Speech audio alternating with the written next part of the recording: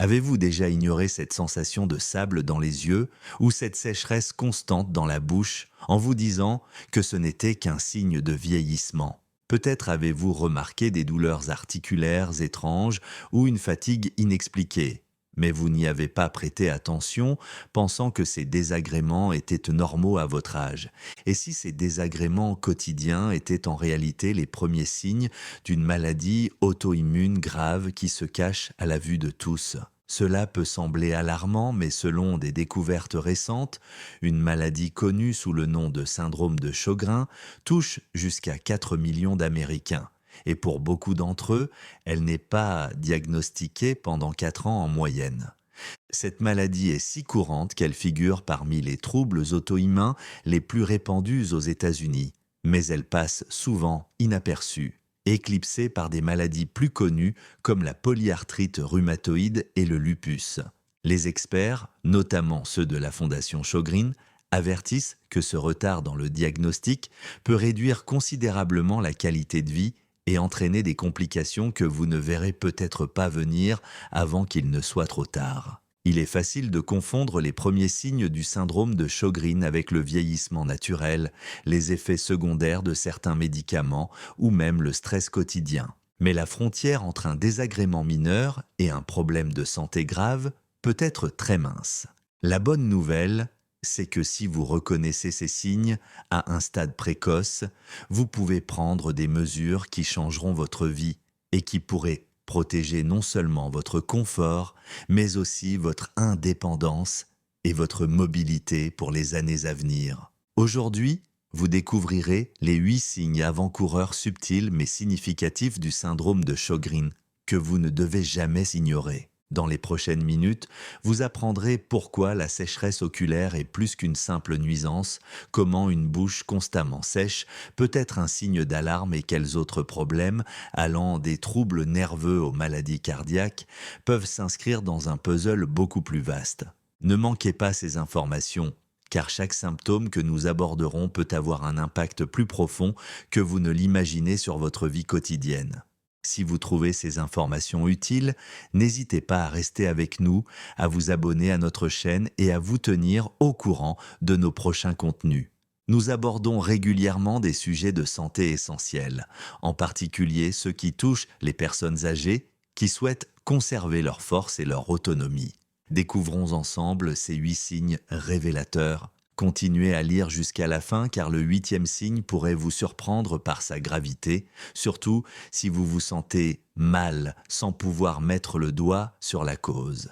Le premier signe avant-coureur est la sécheresse oculaire. De nombreuses personnes âgées souffrent d'irritation oculaire, qu'elles attribuent souvent à des allergies ou à l'utilisation d'un ordinateur. Mais une sécheresse persistante qui donne une sensation de grains de sable dans les yeux, comme si de petites particules étaient collées sous les paupières, peut être beaucoup plus grave. Dans le syndrome de Sjögren, le système immunitaire attaque par erreur les glandes lacrymales responsables de la production des larmes. Les larmes ne servent pas seulement à exprimer nos émotions, elles sont essentielles pour lubrifier les yeux, leur apporter des nutriments et les défendre contre les infections bactériennes. Sans un film lacrymal adéquat, vous pouvez ressentir une sensation constante de picotement ou de brûlure. Certains la décrivent comme s'ils avaient du sable dans les yeux toute la journée. Même la lumière vive peut devenir insupportable en raison de la photosensibilité. Avec le temps, cette sécheresse peut brouiller votre vision, rendre vos yeux rouges en permanence et même faire coller vos paupières au réveil. Les ophtalmologues effectue souvent un test simple appelé test de Schirmer qui consiste à placer de petites bandes de papier sous vos paupières inférieures afin de mesurer la quantité de larmes que vous produisez en quelques minutes. Si vos yeux ne produisent pas suffisamment de liquide, cela signifie que votre sécheresse oculaire est plus grave qu'une simple sécheresse quotidienne. Imaginez à quel point cela pourrait affecter votre vie quotidienne. Lire, regarder la télévision ou même vous promener tranquillement au soleil pourrait devenir une épreuve inconfortable.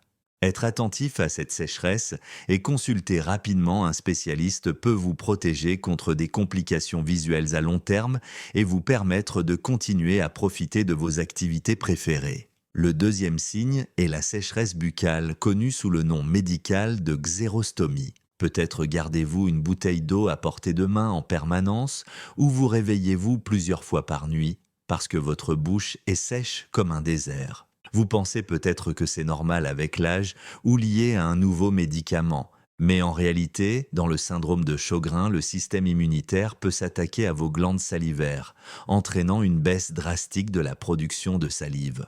Nous oublions souvent à quel point la salive est essentielle. Elle ne sert pas seulement à humidifier la bouche, elle aide également à décomposer les aliments, à avaler sans s'étouffer, à maintenir des dents saines et même à combattre les bactéries et les champignons. Lorsque le niveau de salive chute, parler peut devenir difficile et tout repas comprenant des crackers ou du pain sec devient un calvaire. Vous pouvez constater que des aliments que vous aimiez autrefois sont désormais difficiles à manger, ce qui peut vous amener à sauter des repas ou à modifier votre alimentation. Au-delà de la difficulté à mâcher et à avaler, les problèmes dentaires sont révélateurs. Une bouche sèche crée un environnement propice à l'apparition de caries, parfois à des endroits inhabituels comme la racine des dents ou près de la gencive. Le muguet buccal, qui se manifeste par des taches blanches ou des plaies à l'intérieur de la bouche, devient plus fréquent car il n'y a tout simplement pas assez de salive pour empêcher la prolifération des champignons. Certaines personnes développent même une sensation de brûlure intense ou d'échaudement sur la langue. Ces problèmes passent souvent inaperçus jusqu'à ce qu'ils atteignent un stade plus avancé. Mais un dentiste connaissant le syndrome de Sjögren peut les détecter plus tôt. Si vous êtes concerné par ces problèmes bucco-dentaires, ne les considérez pas comme des désagréments mineurs. Ils peuvent être les premiers signes d'un système immunitaire en surmenage. Le troisième signe subtil est l'apparition de manifestations neurologiques. Si vous êtes une personne âgée, vous pourriez attribuer les picotements dans vos mains ou vos pieds à une mauvaise circulation sanguine ou à l'usure normale. Cependant, la maladie de Sjögren peut entraîner une neuropathie périphérique qui se caractérise par des fourmillements, des brûlures ou un engourdissement dans les extrémités. Ces sensations peuvent évoluer d'une gêne légère à une invalidité totale. Tout aussi préoccupante est la possibilité de changements cognitifs que beaucoup qualifient de brouillard cérébral. Vous arrive-t-il d'avoir du mal à vous souvenir d'un mot au milieu d'une phrase ou d'oublier ce que vous étiez en train de faire? Ce brouillard mental peut vous faire sentir plus vieux que vous ne l'êtes et affecter des tâches telles que la gestion de vos finances, la conduite automobile ou même les conversations avec vos proches. Les migraines qui ne répondent pas à vos remèdes habituels peuvent également être un signe avant-coureur. Et bien que ces problèmes puissent sembler sans rapport, ils peuvent tous être liés à l'inflammation causée par le syndrome de Sjögren. Dans les cas les plus graves, les personnes développent des troubles neurologiques qui imitent la sclérose en plaques, ce qui complique le processus de diagnostic. Parmi les complications rares, on peut citer l'inflammation de la moelle épinière, myélite transverse, ou même du cerveau, encéphalite. Il est important de retenir que les troubles neurologiques peuvent se manifester de manière surprenante. Si vous remarquez des douleurs nerveuses inhabituelles ou des troubles cognitifs, ne les considérez pas comme fortuits. Un processus auto-immunitaire sous-jacent pourrait en être la cause. Le quatrième signe est une maladie cardiaque. Lorsque la plupart des gens pensent au syndrome de Sjögren, ils imaginent une sécheresse des yeux et de la bouche, mais ils font rarement le lien avec des complications cardiaques. Néanmoins, une inflammation chronique n'importe où dans le corps peut avoir un effet domino sur votre système cardiovasculaire.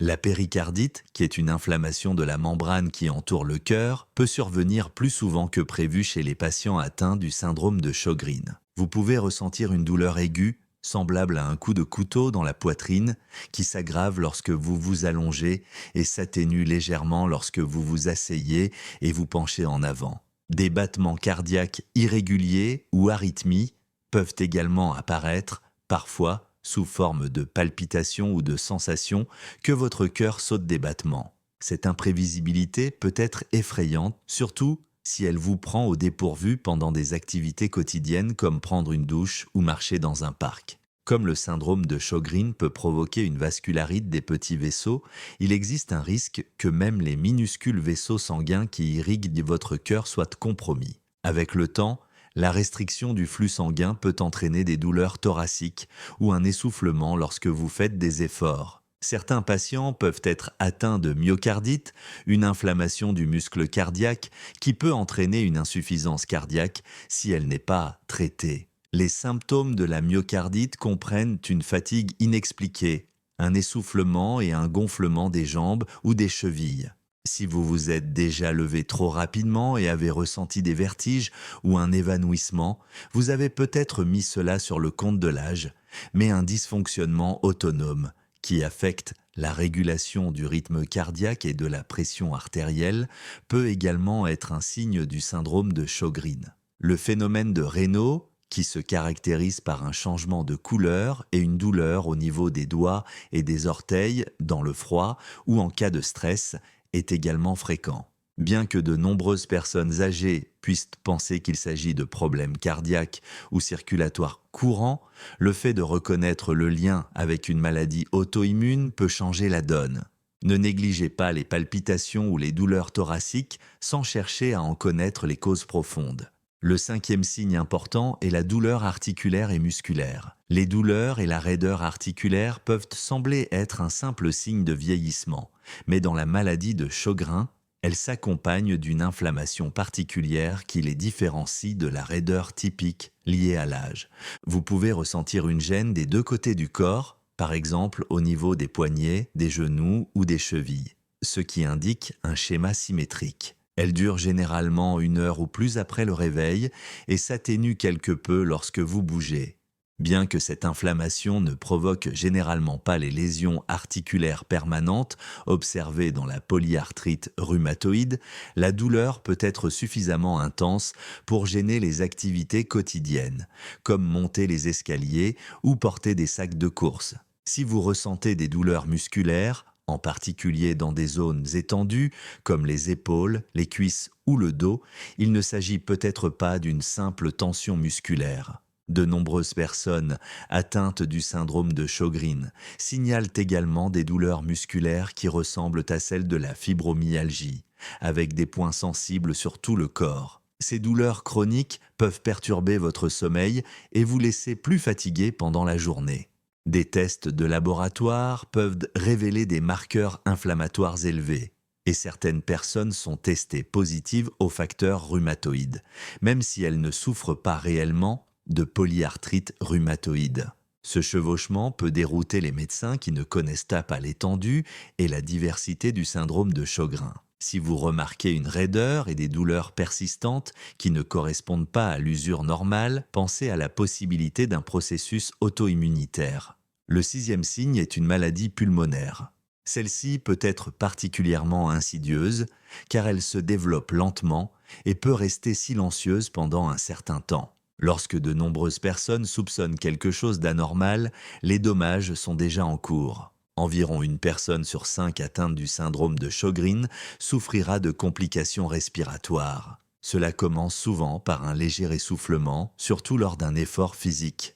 Vous remarquerez peut-être que monter les escaliers vous demande plus d'efforts qu'auparavant ou qu'une petite promenade dans le quartier vous essouffle davantage que vos pairs. Une toux sèche chronique, qui peut s'aggraver tôt le matin ou tard le soir, peut être due à une inflammation des petites voies respiratoires. Comme elle ne produit généralement pas de mucus, vous pouvez l'ignorer jusqu'à ce qu'elle devienne une gêne constante. Certaines personnes souffrent de bronchite ou de pneumonie récurrente, simplement parce que leur voie respiratoire ne dispose pas de la barrière muqueuse protectrice nécessaire pour lutter contre les infections. L'inflammation de la membrane qui recouvre les poumons, appelée pleurésie, peut provoquer une douleur thoracique aiguë et localisée lorsque vous respirez profondément. Les tests de la fonction pulmonaire peuvent révéler un schéma restrictif indiquant que vos poumons ne se gonflent pas comme ils le devraient. Les tomodensitométries à haute résolution peuvent détecter des signes de maladie pulmonaire interstitielle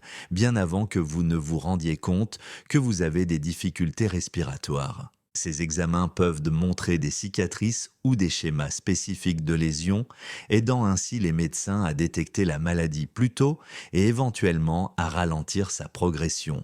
Si vous avez tendance à considérer l'essoufflement ou une toux persistante comme un signe normal du vieillissement, il est peut-être temps d'y regarder de plus près.